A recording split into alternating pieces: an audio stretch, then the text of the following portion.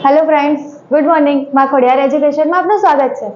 આજે આપણે જોઈશું 21મો દાખલો. એ છે 166 પેજ નંબર ઉપર 23મો. પહેલા આપણે એની રકમ જોઈ લઈએ. ઇક્વિટી અને દેવા છે. એમાં ઇક્વિટી શેર હોલ્ડરના ભંડોળમાં શેર મૂડી, ઇક્વિટી શેર મૂડી દરેક રૂપિયા 100 નો એવા 80,000 અને 1,20,000.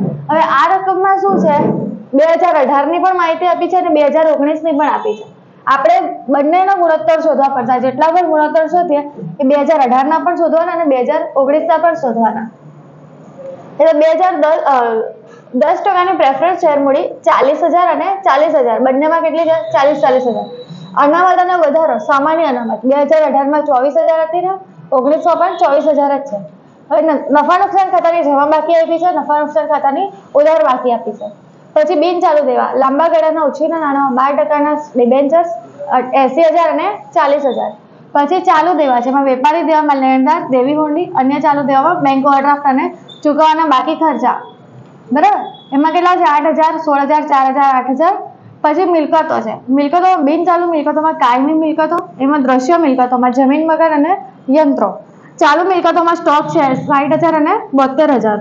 વેપારી લેણામાં દેવાદાર છે 44,400 અને 24,000. લેણી હુંડી છે 16,000 અને 9600. રોકડ અને રોકડ સમાનમાં રોકડ અને બેંક સલાક આપી છે આપણને 13,600 અને 38,400. પછી વધારાની માહિતી આપી છે. એમાં છે વેચાણ 2018 નું 2,92,000 અને 2019 નું 1,75,200. પછી વેચેલ માલની પડતર આપી છે, ચોખ્ખો નફો આપ્યો છે, પ્રેફરન્સ ડિવિડન્ડ પહેલાનો. પછી કીધું છે કે તારીખ 1/4/2017 ના રોજનો સ્ટોક 56,800 રૂપિયા છે. અને એની ઉપરથી આપણે કેટલા 7 ગુણોત્તર શોધવાના છે. ચાલુ ગુણોત્તર, પ્રવાહી ગુણોત્તર, કાચા નફાનો ગુણોત્તર, દેવાદાર ગુણોત્તર, સ્ટોક ફેરબદલી દર, શેર દીઠ કમાણી અને ઇક્વિટી શેર હોલ્ડરના ભંડોળ પર વળતરનો દર. બરાબર, ચાલો હવે આપણે પહેલા શું કરવાનું, ગણતરીથી ચાલુ કરીએ. જેટલી બી ગણતરી હોય ને બધી આપણે પહેલા કરી લઈશું. ગણતરી ચાલો જો પહેલા આપણને શું આપ્યું છે? વેચાણ આપ્યું છે, વેચેલ માલની પડતર આપી છે. તો શું થશે? શું મળશે આપણને? કાચો નફો મળી જશે. તો કે કાચો નફો બરાબર વેચાણ માઇનસ વેચેલ માલની પડતર. બરાબર, હવે આપણે જો બંને વર્ષનું શોધવું પડશે. કયા કયા? 2018 અને 2019. તો પહેલા 2018 નું શોધ્યો. 2018 નું વેચાણ કેટલું છે? 2,92,000. 2,92,000 માઇનસ વેચેલ માલની પડતર એ કેટલી છે? 1,75,200. લખીએ 1,75,200. તો કેટલા આવશે? માઇનસ કરીએ 2,92,000 માઇનસ 1,75,200 એટલા આવશે 1,16,800. બરાબર, આ 2018 નું મળ્યું. હવે 2019 નું એ જ રીતે 2019 માં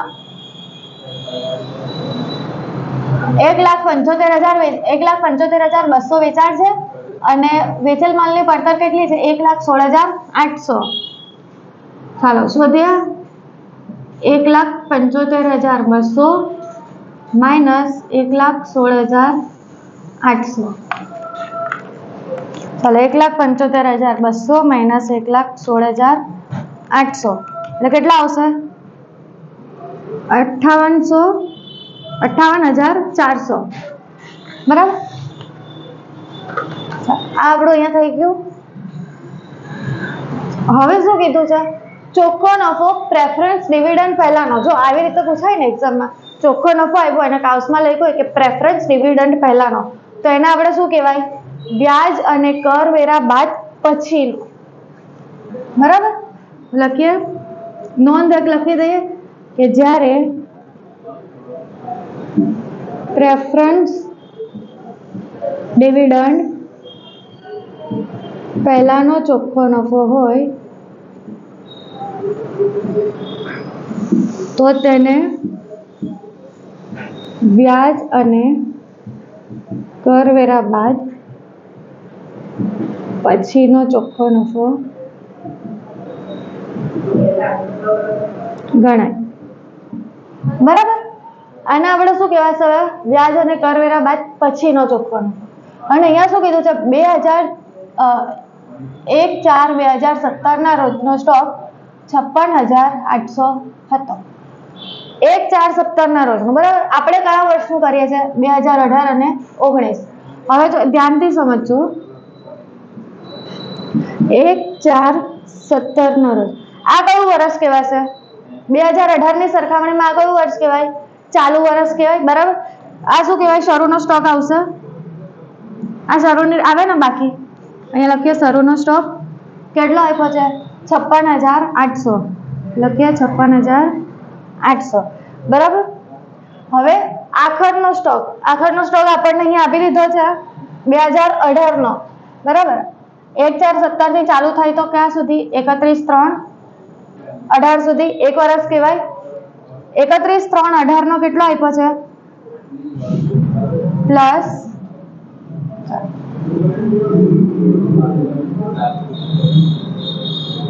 આ 1/17 નો છે. 31/3/18 આ કયું કહેવાશે? આખરનો સ્ટોક.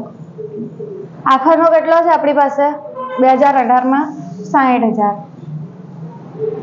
આની ઉપરથી શરૂઆતનો સ્ટોક મળી જશે, સરેરાશ સ્ટોક મળી જશે. શરૂનો સ્ટોક પ્લસ આખરનો સ્ટોક ભાગ્યા 2. લખીએ સરેરાશ સ્ટોક બરાબર શરૂનો સ્ટોક પ્લસ આખર સ્ટોક છેદમાં 2. શરૂનો સ્ટોક આપણે કેટલો લખ્યા? 56,800 પ્લસ આખર સ્ટોક 60,000 ભાગ્યા 2. આ કયા વર્ષમાં આવશે? 2017-18, બરાબર. ચાલો 56,800 પ્લસ 60,000 ભાગ્યા 2, 58,400. એવી જ રીતે આપણે હવે જો 31/3/18 અને 1/4/18 ધ્યાનથી સમજજો. આ વર્ષ અહીંયા પત્યું, એનો બીજો દિવસ કયો કહેવાશે? 1/4/18 કહેવાશે. 1/4/18 તો આ કયો સ્ટોક થઈ જશે? શરૂનો સ્ટોક થઈ જશે 60,000. તો આખરનો સ્ટોક કયો આવશે? 31/3/19 નો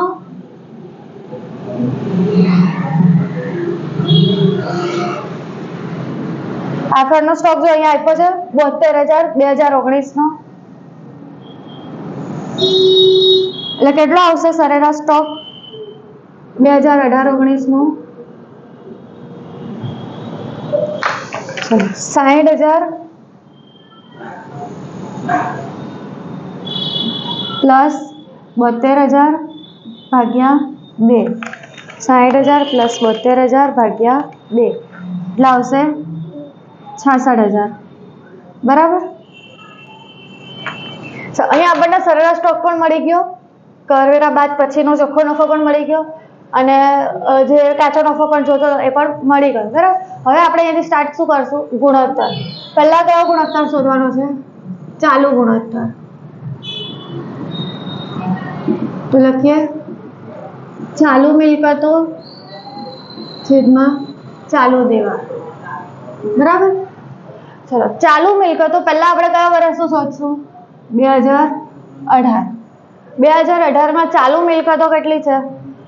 ચલો સ્ટોક, દેવાદાર, લેણી હુંડી અને રોકડ બેંક શિલ્લક, આટલી રકમનો આપણે સરવાળો કરશું. 60,000 પ્લસ 42,400 16,000 અને 13,600. 60,000 પ્લસ 42,400 પ્લસ 16,000 પ્લસ 13,600 એટલે કેટલા આવશે? 1,32,000 છેદમાં ચાલુ દેવા. ચાલુ દેવા કેટલા આવશે? લેન્ડર, દેવી હુંડી, બેંક ઓવરડ્રાફ્ટ અને ચૂકવવાના બાકી ખર્ચા, આટલી રકમ આવશે. લખીએ 24,000 પ્લસ 8,000 પ્લસ 8,000 પ્લસ 4,000 કેટલા આવશે? 44,000, બરાબર. એનો જવાબ શું આવશે? 1,32,000 ભાગ્યા 44,000 એટલે કેટલા આવશે? 3.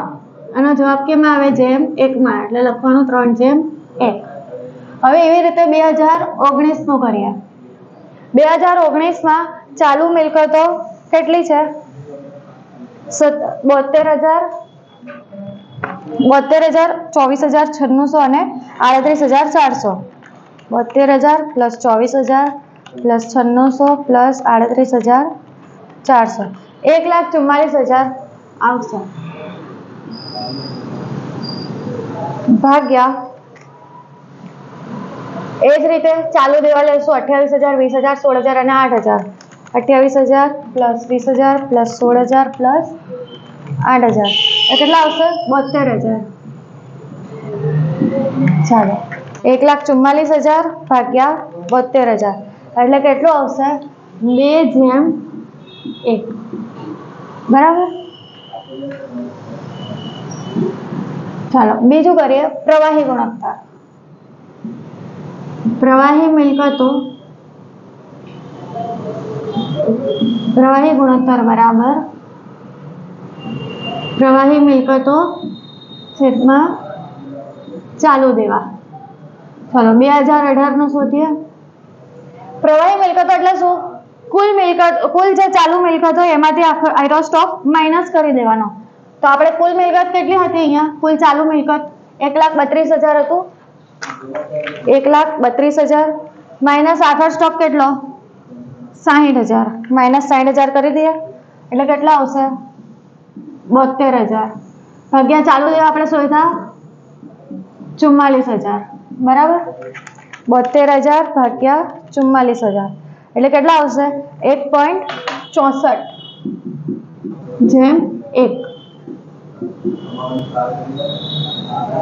એવી જ રીતે 2019 માં કુલ ચાલુ મિલકત કેટલી હતી? 1,44,000 અને એની સ્ટોક કેટલો છે?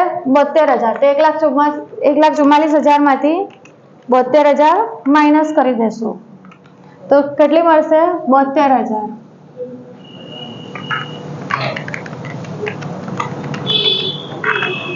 અને છેદમાં ચાલુ દેવા કેટલા છે? 72,000. ઉડી જાય એટલે 1/1 આવે જવાબ. બરાબર. ચાલો પછી છે કાચા નફાનો ગુણોત્તર. બરાબર કાચો નફો છેદમાં વેચાણ ગુણ્યા 100. ચાલો 2018 નો કાચો નફો આપણે શોધ્યો છે. 2018 નો 1,16,800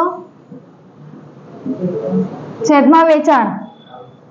જો વેચાણ અહીંયા આપણને આપી દીધું છે 2018 નું કેટલું છે વેચાણ? 2,92,000 ગુણ્યા 100. ચાલો ગણીએ. 1,16,000 ભાગ્યા 2,92,000 ગુણ્યા 100 એટલે કેટલો આવશે? 39.73%.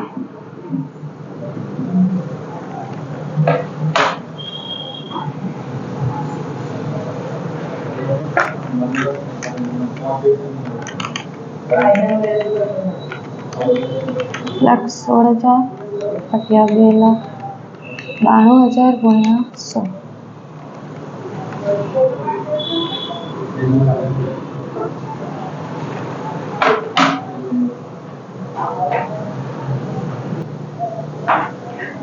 અહીંયા કેટલા આવશે? 1,16,800 ભાગ્યા 2,92,000 ગુણ્યા 100 એટલે કેટલા આવશે? 40%. બરાબર. ચાલો પછી 2019 માં આપણો કાચો નફો કેટલો આવ્યો છે? 58,400 એટલે કે 58,400 ભાગ્યા વેચાણ કેટલું છે? 1,75,200. 1,75,200 ગુણ્યા 100 ગણ્યા 58,400 ભાગ્યા 1,75,200 ગુણ્યા 100 તો કેટલા આવશે? 33.33%. સમજાયું? હવે ચોથો દાખલો, દેવાદાર ગુણોત્તર વર્ષના કેટલા 365 દિવસ, એટલે કે દેવાદાર ગુણોત્તર બરાબર દેવાદાર પ્લસ લેણી હુંડી છેદમાં ઉધાર વેચાણ ગુણ્યા 365 દિવસ. 2018 ના દેવાદાર કેટલા છે આપણી પાસે? દેવાદાર 42,400, લખીએ 42,400 પ્લસ લેણી હુંડી કેટલી છે 16,000, લખીએ 16,000 ભાગ્યા ઉધાર વેચાણ. હવે આપણને એવું કઈ આપ્યું નથી એટલે આપણે કયું લેવાનું? આ વેચાણ નથી લેવાનું. 2018 નું કેટલું છે? 2,92,000 ગુણ્યા 365. ચાલો કરીએ ગુણાકાર ભાગાકાર. 42,400 પ્લસ 16,000 ભાગ્યા 2,92,000 ગુણ્યા 365, એટલે કેટલા આવશે? 73 દિવસ બરાબર. હવે 2019. એવી જ રીતે દેવાદાર કેટલાના છે 2019માં? 24,000 અને 9,600. 24,000 પ્લસ લેણી હુંડી 9,600 ભાગ્યા વેચાણ કેટલું? 1,75,200 ગુણ્યા 365. ચાલો 24,000 પ્લસ 9600 ભાગ્યા 1,75,200 ગુણ્યા 365, એટલે કેટલા આવશે? 70 દિવસો. 59.99 એટલે કેટલા? 70 દિવસ કહેવાય.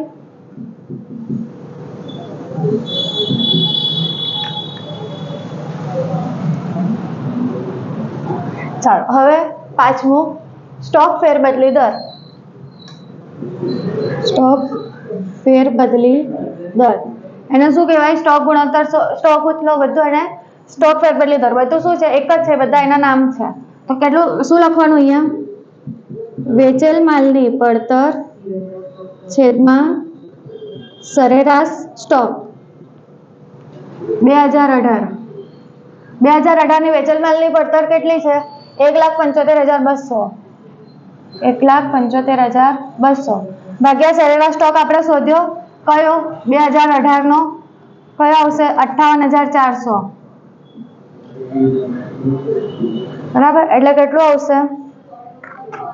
1,75,200 ભાગ્યા 58,400, એટલે કેટલો આવશે? 3. અને જવાબ શેમાં આવે? વખતમાં.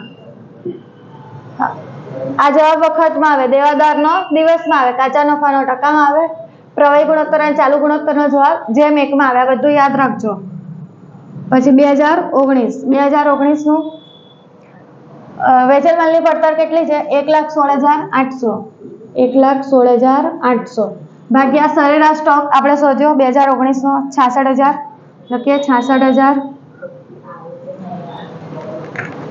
1,16,800 ભાગ્યા 66,000, એટલે કેટલા આવશે? 1.78 વખત.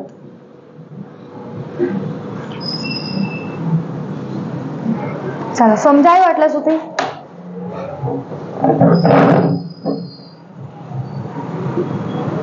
છઠ્ઠું, શેર દીઠ કમાણી.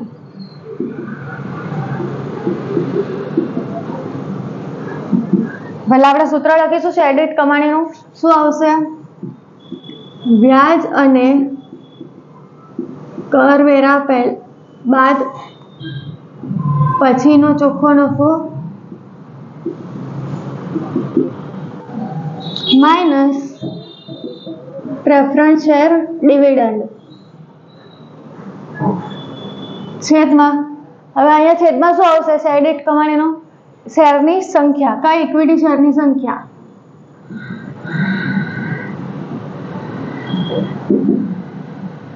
વ્યાજ અને કરવેરા બાદ પછીનો નફો આપણી પાસે કેટલો છે?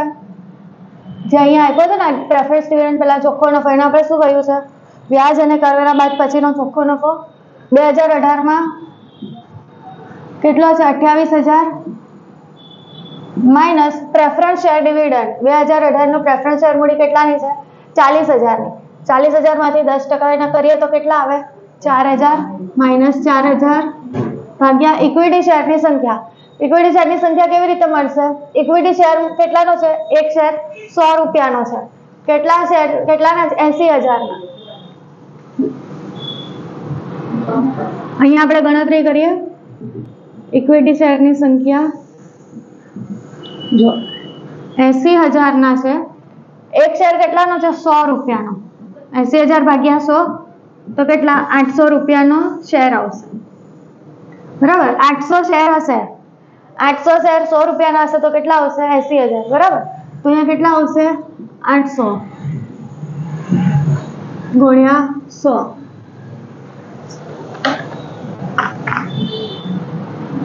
આ સૂત્રમાં 100 નહીં આવશે બરાબર ચાલો 28,000 માઇનસ 4,000 ભાગ્યા 800 એટલે કેટલા આવશે 30% બરાબર 2019 આનો જવાબ રૂપિયામાં આવશે 30 રૂપિયા બરાબર આપણે ઇક્વિટી શેરની સંખ્યા આપણે છે ને ઇક્વિટી શેર કેટલાનો 800 રૂપિયાનો હતો એટલે આપણે કેટલા લાવ્યા અહીંયા 30 રૂપિયા બરાબર પછી એવી રીતે 2019 માં વ્યાજ અને કરવેરા બાદ પછીનો નફો કેટલો છે 38,000 માઇનસ પ્રેફરન્સ શેર ડિવિડન્ડ કેટલું છે 40,000 ના 10% એટલે કેટલા આવશે 4,000 ભાગ્યા ઇક્વિટી શેરની સંખ્યા ચલો એમાં કેવી રીતે ઇક્વિટી શેરની થશે 1,20,000 ભાગ્યા 100 કરશું 1,20,000 ભાગ્યા 100 તો કેટલા આવશે 1200 રૂપિયા આવે બરાબર હવે લખશું 1200 38,000 માઇનસ 4,000 ભાગ્યા 1200 તો કેટલા આવશે 28.33 રૂપિયા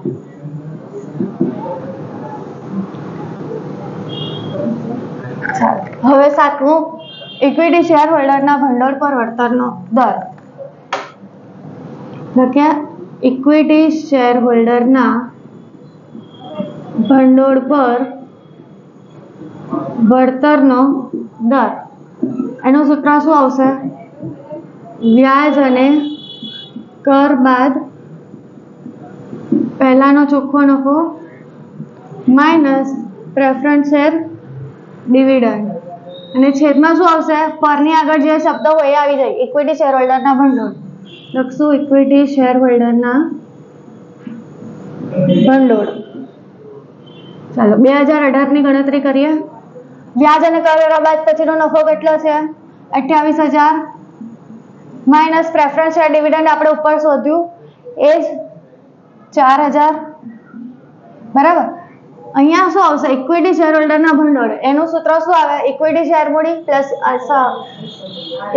મૂડી પ્લસ અનામત અને વધારો માઇનસ અવાસ્તવિક મિલકત આપણી પાસે શું છે ઇક્વિટી શેર મૂડી છે બરાબર અનામત અને વધારો છે બરાબર અને આપણી પાસે અવાસ્તવિક મિલકત નથી અવાસ્તવિક મિલકત નહીં હોય તો એની રકમ લખવાની નહીં ચાલો આનો આપણે સરવાળો કરીએ જો ઇક્વિટી શેર મૂડીમાં 80,000 આવશે પ્રેફરન્સ શેર મૂડી નહીં આવે યાદ રાખજો 80,000 પ્લસ સામાન્ય અનામતના 24,000 પ્લસ 16,000 એટલે કેટલા આવશે 1,20,000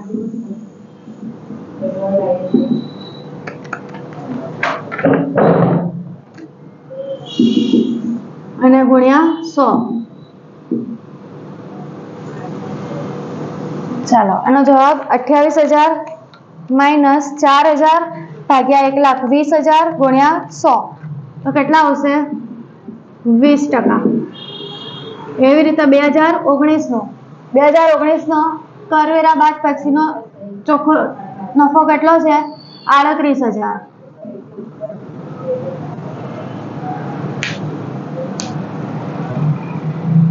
માઇનસ પ્રેફરન્સ શેર ડિવિડન્ડ કેટલું આવ્યું 4,000 ભાગ્યા ઇક્વિટી શેર હોલ્ડરના ભંડોળ એમાં પણ એવી જ રીતે કરવાનું 1,20,000 પ્લસ 24,000 અને જો આ રકમ માઇનસમાં આપી છે આપણને તો શું કરવાનું માઇનસ કરવાનું ચલો 1,20,000 પ્લસ 40 24,000 માઇનસ 8,000 એટલે કેટલા આવશે? 1,36,000. 38,000 માઇનસ 4,000 ભાગ્યા 1,36,000 ગુણ્યા 100 તો કેટલા આવશે?